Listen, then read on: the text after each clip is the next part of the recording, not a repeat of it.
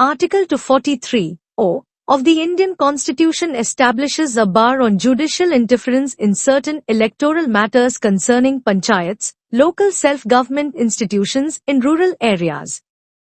Here's a breakdown of its provisions. Clause A. This clause states that the validity of any law related to the delimitation of constituencies or the allotment of seats within those constituencies, made under Article 243(k) cannot be challenged in any court.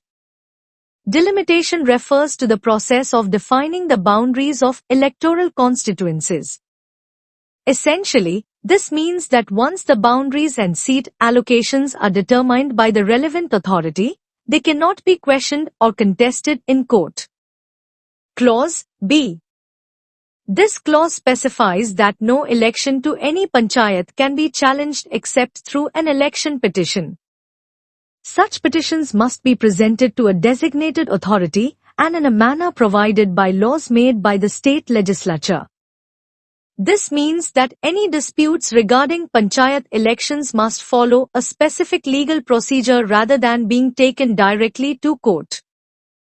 In summary, Article 243(o) ensures that the processes of delimitation, seat allocation, and panchayat elections are shielded from judicial scrutiny, except through specific legal mechanisms provided by state laws.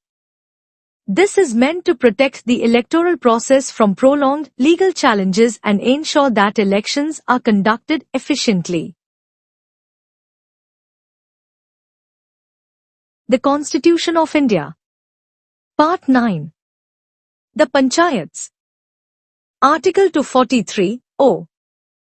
Bar 2 interference by courts in electoral matters. Notwithstanding anything in this Constitution. A. The validity of any law relating to the delimitation of constituencies or the allotment of seats to such constituencies, made or purporting to be made under Article 243(k) shall not be called in question in any court. B. No election to any panchayat shall be called in question except by an election petition presented to such authority and in such manner as is provided for by or under any law made by the legislature of a state.